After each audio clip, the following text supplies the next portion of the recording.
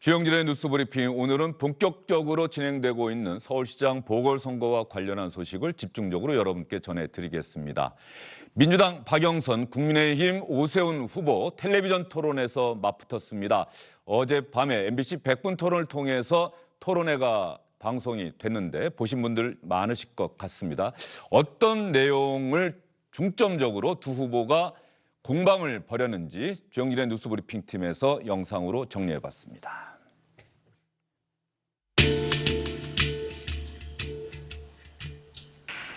내곡동 땅과 관련해서요. 대가로 36억 5천만 원 보상 받으셨죠? 예, 그렇습니다. 우리 네. 가족 전부 다. 네. 추가로 더 받으신 거 있습니까? 없습니다. 추가로 받은 거 없다고 말씀하셨죠? 네, 그렇습니다. 자, 오늘 제가 정확히 말씀드리면 모르죠. 또 말을 바꾸시네요. 아니, 장인 장모님이 받으셨는데 제가 추가로 받은 게 있는지 어떻게 알겠어요. 또 말을 바꾸셔요.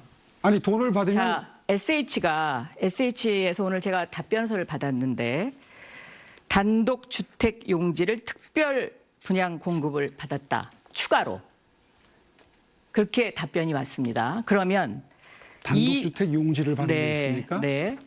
그러면 이 땅은 36억 5천만 원 보상 플러스 또 그 보금자리 주택 단지 안에 단독주택 용지를 특별 분양을 또 받은 것입니다. 몇 평이나 받았나요?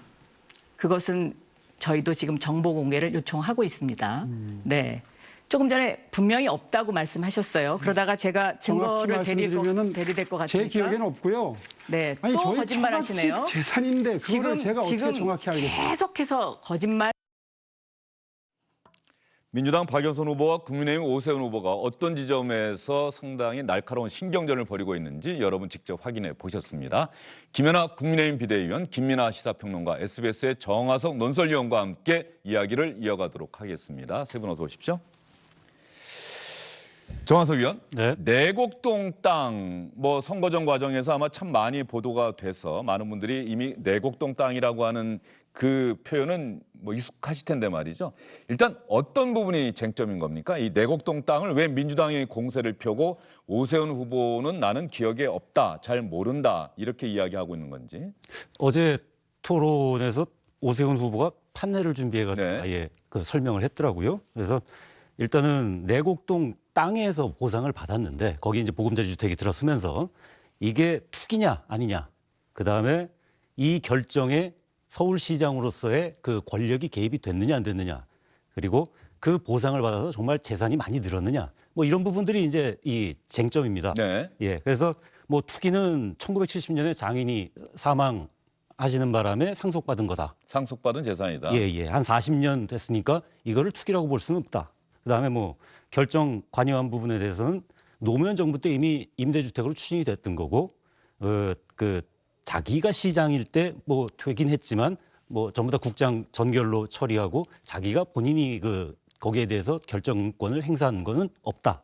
그다음에 보상 받은 것도 그 당시 시세보다 적게 받아서 오히려 손해를 봤다. 이게 이제 오세훈 후보의 해명입니다. 근데 민주당에서 이 공격을 하는 포인트는 자꾸만 말을 바꾼다는 거죠. 예. 맨 처음에는 시장 때 한 적도 없었다라고 했다가 사실은 좀 착오가 있었다라는 부분이 있었고, 지금은 또 최근 들어서는 측량에 참관을 했느냐 안 했느냐 이 문제 갖고 이 증인이 나왔는데 그거를 간 적이 없다. 그다음 또 어제 토론에 증인은 봤다라고 이야기를 한 그렇죠. 거고요. 예. 근데 어제는 또 기억 앞에서는 겸손해야 된다. 예. 예. 그 얘기는 한번 잠시 뒤에 한번 했어요. 해보죠. 예, 기억 예. 앞에 겸손해야 한다. 예. 자, 그러면 조금 전에 영상에서 봤던 것 중에는 박영선 민주당 후보가 일단 36억 5천만 원의 토지 보상금 받은 것 말고 별도로 어떤 택지를 분양받은 것 아니냐, 몇 평인지는 우리도 정보 공개를 청구한 상태다라고 하는데, 이 부분에 대해서 오세훈 후보는 전혀 모른다는 듯이 일단 답변을 했어요. 몇 평이나 되나요? 그런 게 있습니까? 근데 정말 몰라서 저런 건가요? 어떤 건가요? 이제 어제 박영선 후보의 발언 중에 조금 수정하고 정정할 내용이 있습니다. 단독 주택 용지를 받은 게 아닙니다. 그러니까 지금 현재 토지보상 체계에서는 협의 양도, 그러니까 수용에 순순히 응했던 협의 수용을 당한 사람에게 있어서는 딱지를 줍니다. 그게 뭐냐면 개발지 내에 단독주택에 땅을 살 수 있는 권리를 주는 거죠. 예. 예. 근데 이제 그 협의 용도한 것 중에 땅을 주는데 이번에 이제 LH 사태에서도 나오지만 이게 아무한테나 주는 게 아니라 일정 면적 이상의 토지를 갖고 있어야 됩니다. 확인해 보니까 이 땅은 36억이라는 보상액이 있긴 하지만 지분이 8분의 1로 나눠져 있고요. 이 단독주택을 받을 수 있는 딱지는 2개가 나왔는데 그게 처남 2분에게 간 걸로 지금 확인이 되고 있습니다.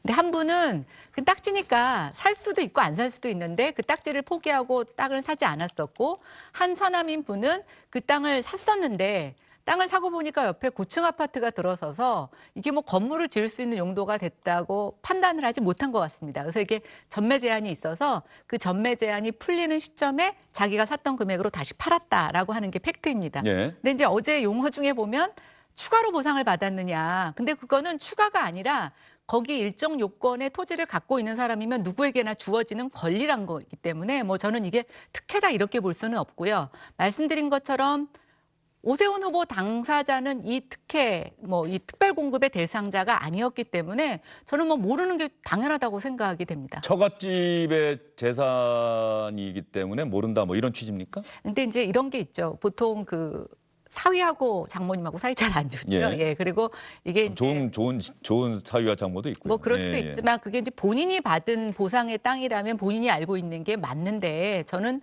이게 이제 한 단계 걸려서 처갓집 재산인데다가 단독으로 받는 재산도 아니고 지분이 나눠져 있다 보니까 저는 뭐 충분히 오세훈 후보가 몰랐을 수 있다라는 것에 저는 뭐 충분히 공감이 가고 이 토지 보상이라는 게 아까 말씀드린 것처럼 어떤 지분의 조건을 갖고 있느냐에 따라서 받는 금액도 다르고 저런 이제 딱지를 받는 경우도 다르기 때문에 저는 뭐 굳이 저거를 몰랐다고 부인할 이유도 없고 저는 정말 몰랐던 것 같고요. 예. 이번에 이제 민주당에서 제기하고 있는 저 프레임 자체가 제가 봤을 때는 조금 사실보다는 일종의 약간 상대방을 네거티브하기 위한 프레임을 짜서 얘기를 하고 있고 결국 이것에 대한 이익 여부라든가 어떤 권한, 개입보다는 이제 오세훈 후보가 답변하는 과정에서 왜 정말 말을 바꾸느냐 그걸 또 거짓말이라는 프레임으로 써서 진짜 네거티브를 위한 네거티브의 소재가 되는 것 같고 뒤돌아보면 다른 네거티브는 없어요. 유일하게 이 내곡동 땅만 갖고 이제 집요하게 물고 늘어지는 걸 보니까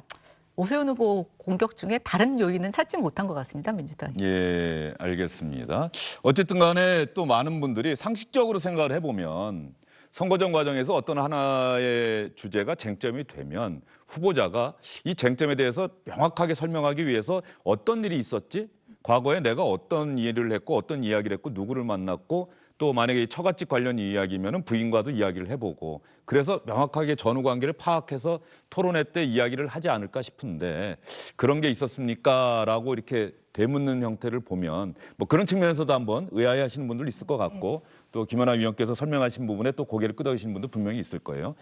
김연아 평론가가 보시기에 이 내곡동 땅을 둘러싼 여당의 공세, 오세훈 후보 측의 방어 어느 부분이 본질적이다, 핵심이다라고 보십니까? 일단 뭐 선거 기간에 이런 공격을 하는 것은 뭐 김연아 의원님께 말씀하셨듯이 뭐 네거티브적인 요소가 있는 게 사실이죠. 그걸 부정할 수는 없는 겁니다. 근데 이제 네거티브적인 요소를 갖고 있지만 어쨌든 의혹은 제기가 될 수 있는 것이기 때문에 그 의혹을 어떻게 해명하느냐. 이 태도가 또 유권자의 어떤 판단에 중요한 영향을 또 미치는 것이거든요.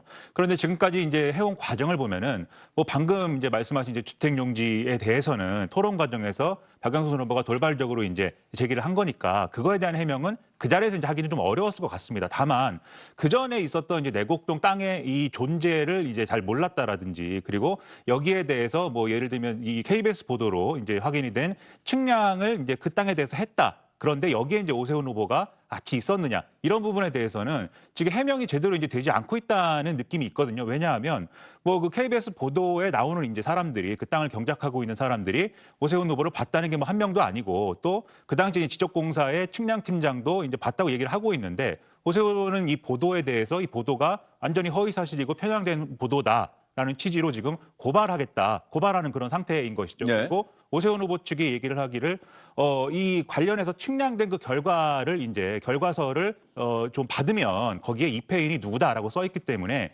이걸 받으면 이제 이 문제가 해결된다, 의혹이 해결된다 이렇게 설명하지 않았습니까? 그런데 지금 나오는 보도를 보면은 이 그 측량 결과서를 봐도 사실은 이 의혹은 해소가 안 되는 거예요. 왜냐하면 이 땅의 소유주인 처남의 이름이 입회서에 이제 적혀 있었으면은 뭐 그나마 해소가 된다라고 얘기를 하지만 당시에 반드시 소유주가 이제 입회인일 이유도 그럴 필요도 없었다고 하고 더군다나 이제 오세훈 후보의 장인이 써 있다고 하기 때문에 여기에 입회인이 누구로 써 있는지는 사실 오세훈 후보가 그 자리에 있었느냐 없었느냐에 대해서는 뭐 중요한 사안이 또 아닐 수 있는 거거든요. 그럼 애초에 왜 이 서류를 공개하면 해명이 된다고 한 거냐? 이게 이제 의문인 것이고 심지어 이제 MBC 보도를 보면은 이 처남의 경우에 당시에 그러면 오세훈 후보가 이 땅에 동행을 했느냐라는 거에 대해서 기억이 안 난다라고 얘기를 합니다. 그리고 오세훈 후보도 지금 기억 앞에 겸손해야 된다 이렇게 얘기를 하지 않습니까? 예. 그러면 KBS 보도에 대해서는 왜 법적 대응을 하는 것인가? 이런 태도에 대해서 유권자들이 판단을 할 수밖에 없는 그런 사안이 됐다는 것이죠. 자, 그러면 그 토지 측량 당시에 오세훈 후보가 그 현장에 있었느냐 없었느냐 KBS가 관련 내용을 먼저 보도를 했고 오세훈 후보 측에서는 KBS가 박영선 민주당 후보의 미디어 캠프를 방불케 한다. 그리고 허위 사실 공표, 후보자 비방 등의 혐의로 KBS 법인과 보도 관계자를 고발 조치를 했어요. 고발 조치했다라고 하는 것은 수사가 이루어질 것이다라고 하는 이야기죠. 이 부분과 관련해서 박영선, 오세훈 후보가 주고받은 공방 이 부분도 저희가 따로 준비해 놓았습니다.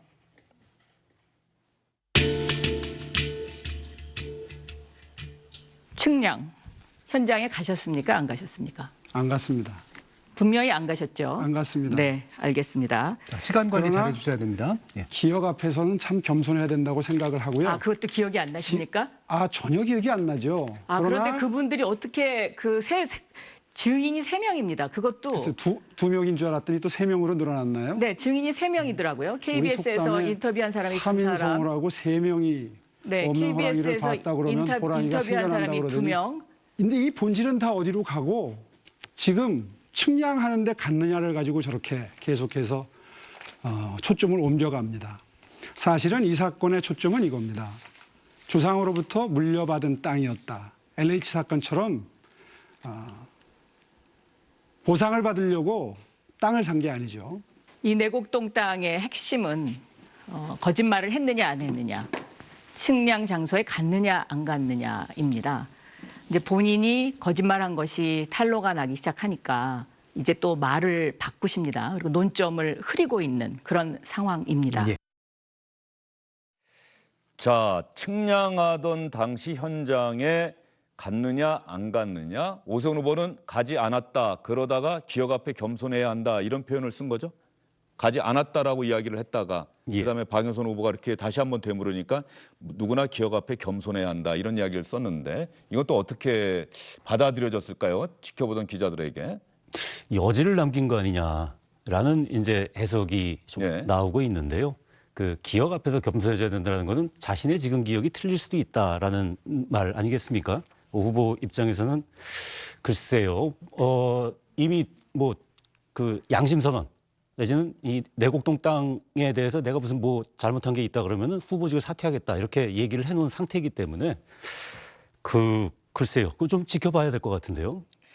네, 이 부분은 아마 민주당이 계속해서 집중적으로 파고들 것 같은데 이 기억 앞에 겸손해야 한다라고 하는 표현이 아마 또 많은 분들 사이에서 회자가 될 것 같습니다. 이게 과연 무슨 뜻이냐?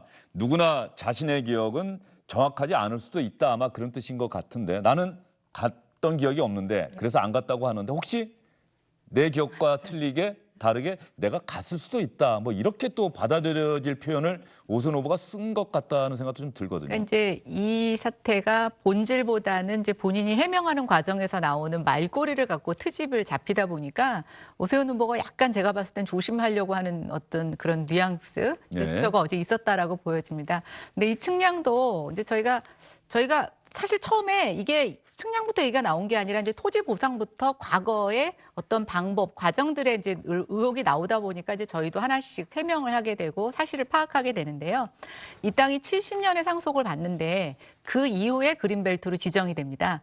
근데 아마 기억하시는 분들 계실지 모르겠지만 내곡동이 서울 땅이라고 인지한 지가 저희가 얼마 안 됩니다. 서울에 굉장히 외곽이었죠. 예. 그린벨트로 보통 지정이 되고 나면 특히 상속받은 땅이기 때문에 아무도 관리를 안 하는데 어느 순간 여기에 불법으로 누가 농사를 짓는다, 점유하고 있다라는 정보를 입수했다고 해요. 그러다 보니까 이제 분쟁이 생길 것 같고 그래서 이제 측량을 들어가게 됩니다. 근데 지금 여기 증언해 주시는 분들이 그때 불법 점유를 해서 뭔가 좀 마찰을 가졌던 분들이라고 알려지고 있습니다. 그러다 보니까 오세훈 후보 입장에서는 저들의 얘기만을 듣고 특히 KBS가 취재하는 과정에서 기사화하기 전에 오세훈 후보 측에 이것을 확인하는 어떠한 취재도 없었다라고 합니다. 그러다 보니까 편파 보도다, 왜곡 보도라고 얘기를 하고 있는 것 같고요. 뭐 어쨌든 저는 이 사안에 있어서 그 측량의 문제가 자꾸만 지금 민주당이 제기하는 것처럼 뭔가 개발 계획이 이루어지기 전에 뭔가 보상을 받기 위해서 했던 절차는 아닙니다. 근데 이걸 좀 해명하는 과정에서 자꾸만 민주당의 프레임에 지금 오세훈 후보가 약간 끌려가는 듯한 모습을 보여서 좀 그게 안타깝습니다. 예. 지금 말씀하신 바로 그 부분은 오세훈 후보가 이게 야권 후보 단일화 과정에서도 안철수 후보가 제기했던 문제고 그 부분에 대해서도 오세훈 후보가 답변하는 과정에서 나는 정말 당당하고 떳떳하다는 걸 강조하기 위해서 바로 사퇴라는 표현까지 썼단 말이죠. 그때 그 이야기가 지금 민주당이 아마 공세를 펴는 하나의 논거 중에 하나일 것 같은데 오세훈 후보 그 이야기까지 듣고 나서 저희가 또 이야기를 이어가겠습니다. 이 지역이 보금자리 주택지구로 지정하는데 관여를 했거나 하게 되면 관여했던 그 지시를 받았던 혹은 제가 어떤 부당한 압력을 가했던 것을 경험한 서울시 직원이나 SH공사 직원은 바로 양심선언해 주십시오. 그분들이 여러분이 계실 텐데 어느 분이라도 한 분이라도 이 지구에 대해서 오세훈 시장이 관심을 표했거나 직간접적으로 압력을 가했다는 기억이 있으신 분은 나서 주십시오.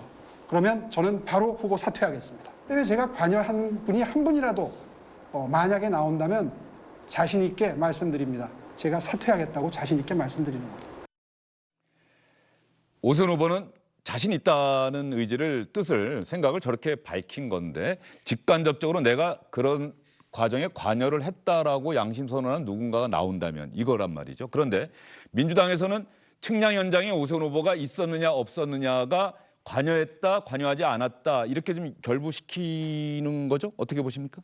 그러니까 뭐 이 박영선 후보 측 주장은 그 측량이 이루어진 이유에 대해서 이제 주장을 하고 있는 건데 지금 뭐 김연아 비대위원님 말씀하셨듯이 이 측량을 한 이유가 예를 들면 지금 말씀하신 것처럼 경계를 확인하고 그리고 그 경계를 확인하는 이유가 이제 다른 어떤 이 토지주와의 분쟁이라든지 거기에 이제 좀 불법 점유를 하고 있었던 사람들과의 어떤 문제로 예를 들면 토지 경계가 훼손된 거에 대한 우려라든지 이런 걸 확인하기 위해서 측량을 했다라고 하면 그것은 이제 아무 문제가 없는 것이죠. 근데 더불어민주당이 주장하고 있는 것은 여기서 뭔가 개발 행위가 일어날 것을 사전에 정보를 입수를 해서 그걸로 예를 들면 어떠한 보상을 받게 될 것인지를 가늠해 보려고 한 거 아니냐 뭐 이런 주장도 하고 또는 뭐 그전에 어떤 매매라든지 뭐 이런 걸 시도하려고 했던 거 아니냐 뭐 이런 생각도 하고 여러 가지 가능성을 얘기하고 있는 것인데 이것까지 가는 과정에 사실은 좀 징검다리가 필요하죠. 그래서 지금 측량을 했다는 거 하나만 가지고 이렇게 어떤 뭔가 이제 일이 이루어질 것처럼 얘기를 하는 것은 제가 볼 때는 어쨌든 선거 과정에서 일어나는 비약에 가까운 논리다. 이렇게 생각이 되는데요.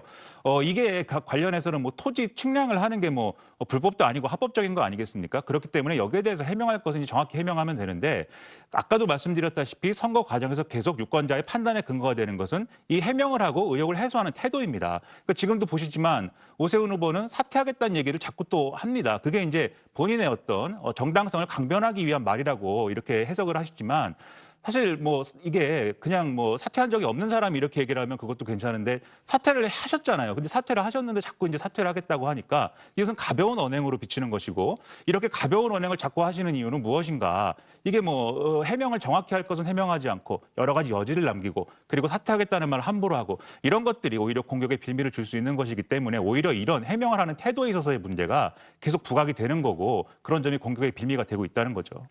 그래서 오늘부터 아마 국민의힘은 오세훈 후보 측은 이 내곡동 땅 문제 관련해서는 민주당이 계속해서 똑같은 이야기를 하더라도 대응하지 않는 쪽으로 혹시 방향을 정하지 않았을까. 네. 무대응 전략 뭐 맞습니까? 어떻습니까? 그런 기사도 오전에 떴더라고요. 네, 그러니까 무대응 이라기보다는 이제 네거티브에서 좀 벗어나자 이런 얘기들이 많이 있습니다. 어제 사실은 오세훈 후보가 박영선 후보도 부동산 관련돼서 의혹이 몇 가지 있죠. 그 도쿄의 맨션과 또 이 처분이 정말 일어나느냐 안 일어나느냐 갖고 논란이 있는데 놀랍게도 저도 좀 어제 놀랐어요.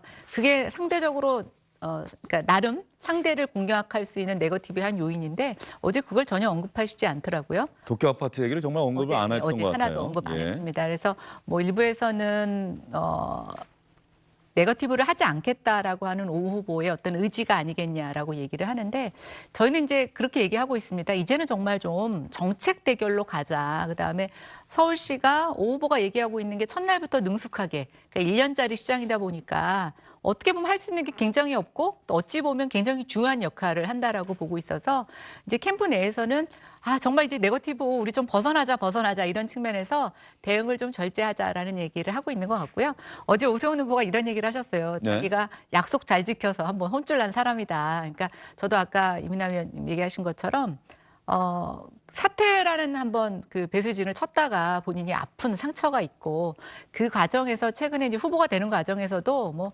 김종인 위원장부터 시작해서 당 중진들한테 많이 혼나셨어요. 그래서 저는 아마 그래서 똑같은 잘못을 할 것 같지는 않습니다. 그런 측면에서 뭐 이 변명에 또는 설명에 있어서 미흡한 부분이 있지만 저는 한편으로는 굉장히 좀 순진한 사람이다. 우선 후보가 그런 생각을 해봅니다. 그러면 텔레비전 토론 어제 진행이 됐는데 아마 뭐 생중계로 보셨든 나중에 또 기사가 되니까 하이라이트 영상을 보셨든 간에 과연 텔레비전 토론이 선거전에 있어서 유권자들의 판단에 결정적인 영향을 미치는 요인이냐?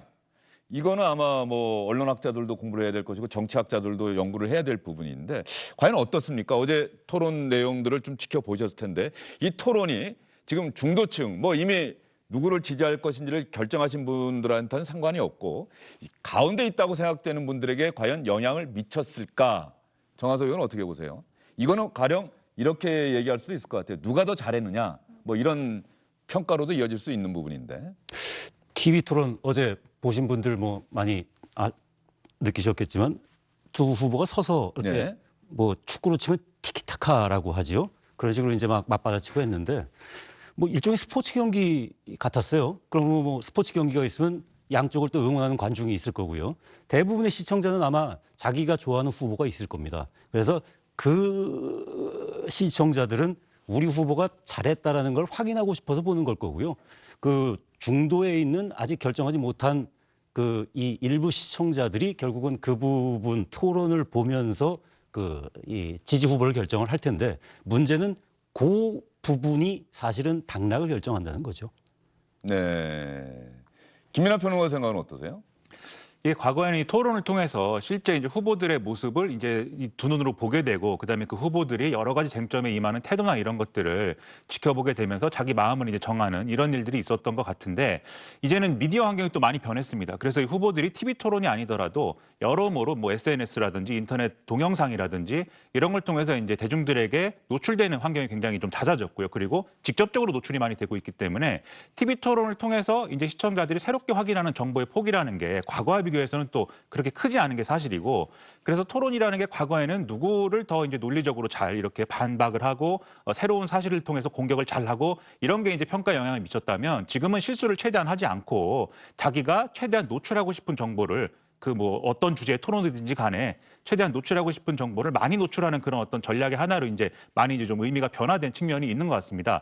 그래서 어제 토론의 경우에 이제 중도층에게 얼마나 영향을 미쳤느냐를 가늠하려면 사실 두 후보의 어떤 좀 뭐랄까요 좀 격차나 이런 것들이 좀 비등비등하고 정말 접전이다 오차 범위의 접전이다 이랬으면 지금 보신 여러 가지 이 오세훈 후보의 뭐 여러 가지 해명이 안 되는 부분이라든지 또는 박영선 후보의 다소 완고해 보이는 자기 공약에 대한 이런 입장이라든지 이런 네. 영향을 미쳤을 텐데 지금 구도는 정권 심판론이 굉장히 이제 강하게 지금 자리를 잡고 있고 이것을 지금 오세훈 후보에 대한 여러 가지 이제 그 더불어민주당의 네거티브라든가 또는 이제 뭐 여러 가지 비호감을 되살리기 위한 어떤 이런 전략이라든가 이런 게 누를 수 있느냐 여기에 지금 달려 있는 거거든요. 근데 어제 토론으로 이 정권 심판론이 뒤집어진다든지 이것을 오세훈 후보에 대한 어떤 다른 판단으로 이제 누를 수 있다든지 그런 계기는 또 마련이 되지 않았기 때문에 이 토론 자체가 지금 선거판에 큰 영향을 미치기는 어려운 변수인 것 같다 이런 생각입니다. 김민하 평론가 생각에 김연아 위원도 좀 동의하실 것 것 같네요. 예, 근데 이제 어제 보니까 의외로 시청률이 높았더라고요. 네. 그러니까 지지자층들에 있어서는 얼마나 잘하나, 상대가 얼마나 실수를 하나 이제 이렇게 지켜보느냐고 보셨을 것 같고요. 중도층도 나름 굉장히 관심을 갖고 보셨던 것으로 판단이 되는데, 이제 이게 끝나고 나면 보통 짤 영상이라고 해서 뭐 아주 그렇죠. 누가 실수를 했다거나 아니면 좀 웃긴 이야기 같은 것들이 막 도는데, 제가 어제 이제 몇 가지의 그 돌아다니는 영상을 보면서 네.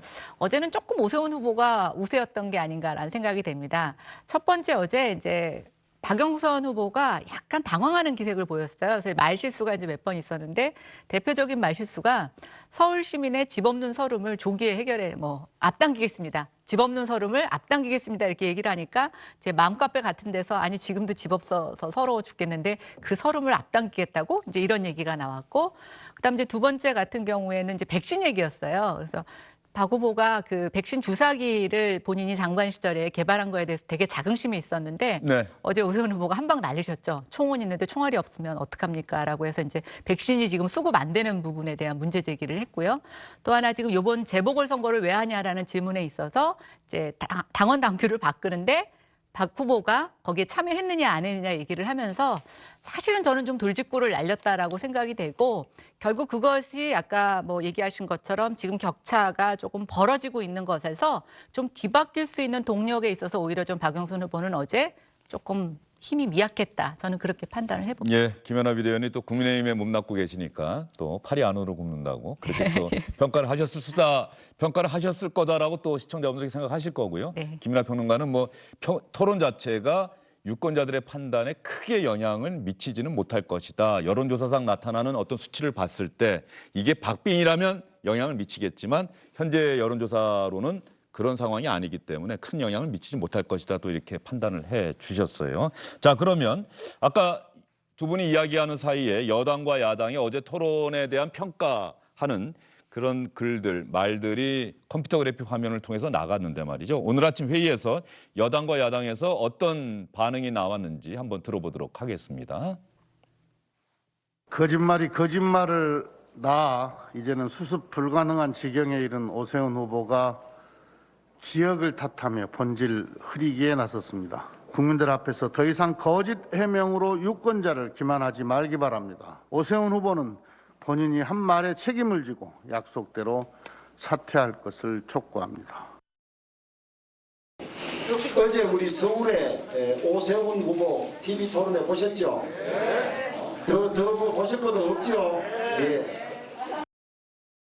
예, 김태년 원내대표는 공세를 폈는데 주호영 원내대표는 더 볼 것도 없지요라고 이렇게 이야기를 했습니다. 더 이상의 언급을 안 해요. 그냥 오세훈 후보가 김연아 의원 말처럼 이긴 토론 아니냐 이렇게 지금 이야기를 한 것 같은데, 오늘도 토론이 또 있죠?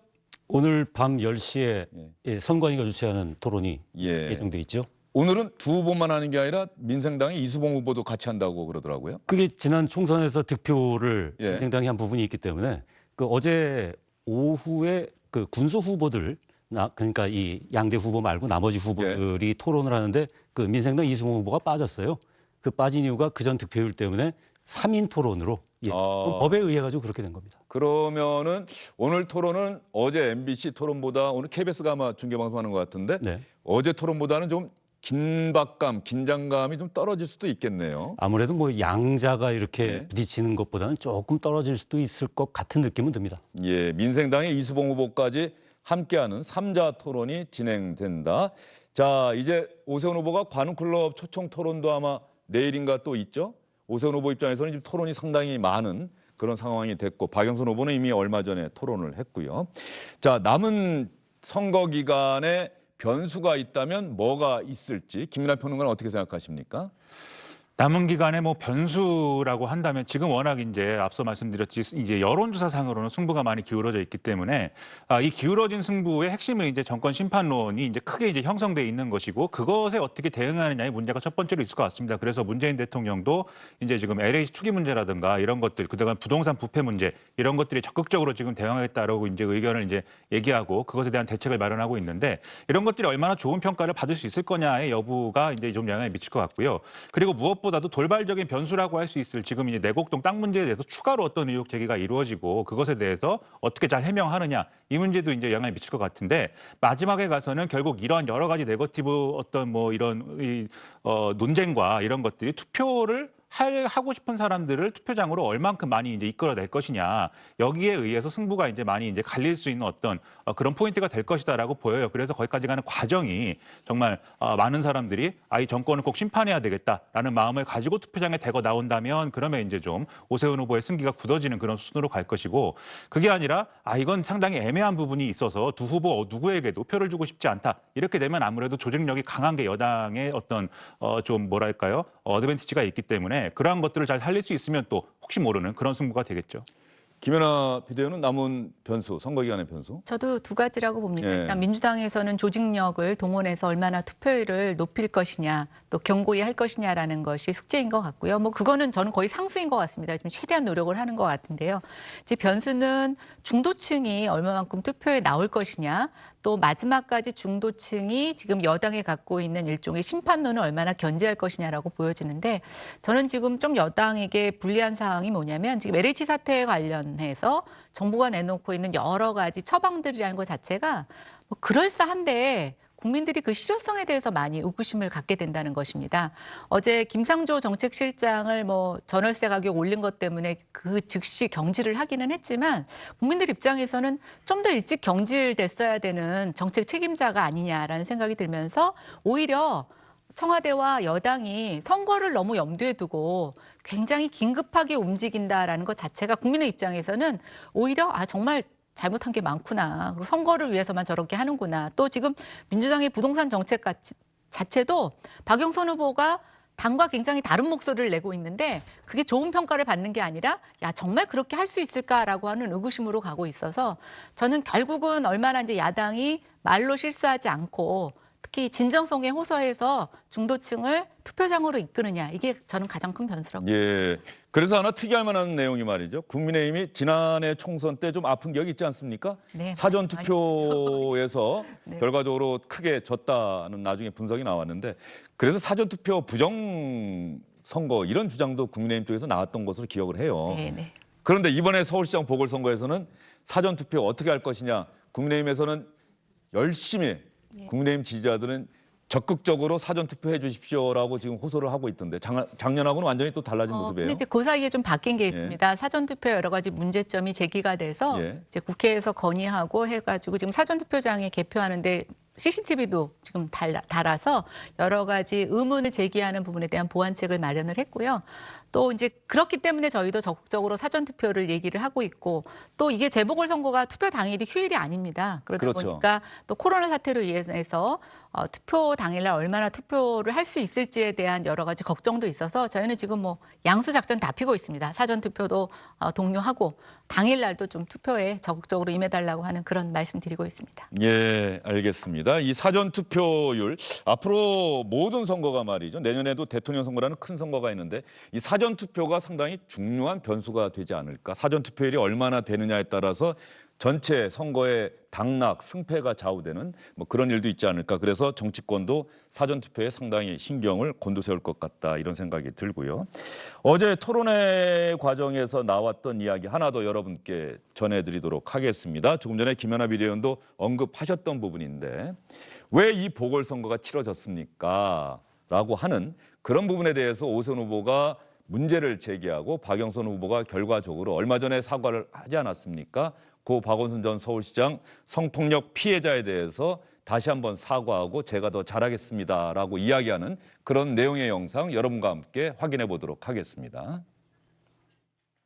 무상급식에 대해서 확실한 본인의 입장을 좀 밝히시고요. 지금 얘기를 하잖아요. 네, 이것 때문에 보궐선거가 있었어요. 그렇죠? 네.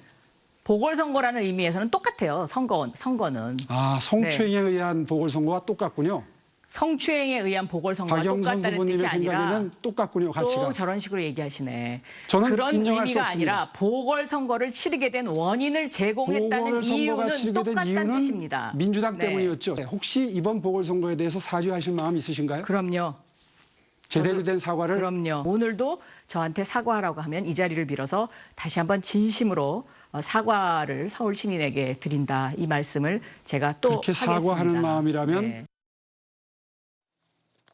예, 또 저런 식으로 이야기하시네. 그런데 이 부분에 있어서는 어쨌든 민주당 박영선 후보가 오세훈 후보보다는 할 이야기가 좀 적을 수밖에 없겠다는 생각이 좀 들어요.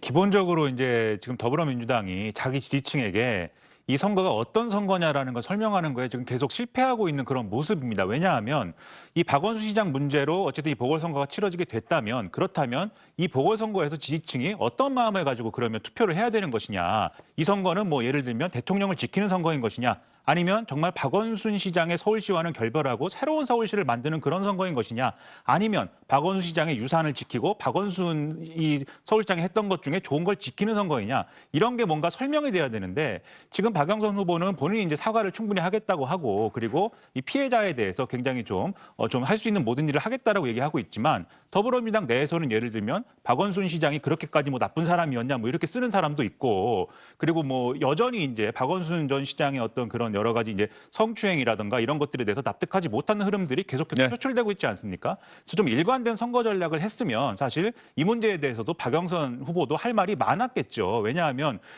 일관된 선거 전략이 있어서 박원순 전 시장의 서울과 결별하는 서울이다라고 하면 그 다음부터는 미래의제를 얘기하면 되는데, 그걸 정리를 못했기 때문에 지금 할 말이 없는 국면이 이제 계속 이어지고 있는 겁니다. 예, 김연아 평론가가 오늘 민주당이 들으면 상당히 아픈 이야기를 좀 해주셨다는 생각이 들고요. 이 선거가 끝나면 참 할 얘기가 많은 선거가 될 것 같습니다. 과연 선거 결과가 어떻게 나올지 다음에 저희가 또 선거가 치러지기 전에 부산시장 후보들과 관련한 이야기도 저희가 한번 집중적으로 전해드리는 시간을 갖도록 하겠습니다. 자, 어제 이 2명의 유력 정당 후보들 말고 다른 정당의 후보들이 참여한 토론회가 있었는데 뭐 이렇게 요약할 수 있을까요? 우리도 있습니다. 이 후보들은 과연 어떤 주장을 시청자들에게 했는지 주영진의 뉴스브리핑팀에서 정성을 들여서 이 후보들의 주장도 담아봤습니다. 잘 봐주시기 바랍니다. 세 분과는 여기서 인사를 드리도록 하겠습니다.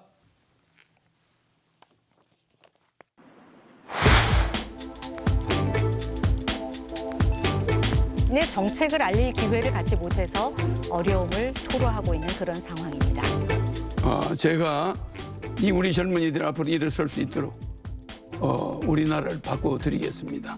허경영 강연을 치면은 유튜브에 제가 하고자 하는 말이 네, 양당 후보 너나 가리지 않고 재건축, 재개발, 규제 완화 이야기했더니 땅값이 들썩이고 있습니다. 부동산에 대한 정의로운 과세로 부동산 가격 폭등 해결하겠습니다. 거대 양당의 위선과 이중성 신물나지 않으십니까? 말로만 서민을 외치면서 수십억, 수백억 부동산 자산을 가진 정치인들 심판해 주십시오. 자녀 여부로 이루어진 청약 기준의 틀을 깨고 여성, 특히 1인 가구 우선으로 SH 공공주택 분양의 50%를 의무 할당하겠습니다. 매입형 임대주택을 제공하여서 집이 없는 사람도 집에서 안정적으로 빌려 쓰는 사람들도 행복하게 살 수 있도록 진심이 통하는 세상을 만들겠습니다. 억울한 사람 없는 세상, 말이 통하는 사회를 만들겠습니다. 우리 대한민국이 살 길은 앞으로 AI 첨단 산업을 이용해서 초고층 건물을 짓는 것입니다. 이 시기 가장 필요한 처방책은 바로 공정과 재생입니다. 서울시장 기탁금 5천만 원 내고 10분 발언권 정말 유감입니다. 조금 지금 위에 계시는 세 후보는 한 사람당 40-50분씩 발언권을 얻거든요. 좀 시정이 됐으면 좋겠고요.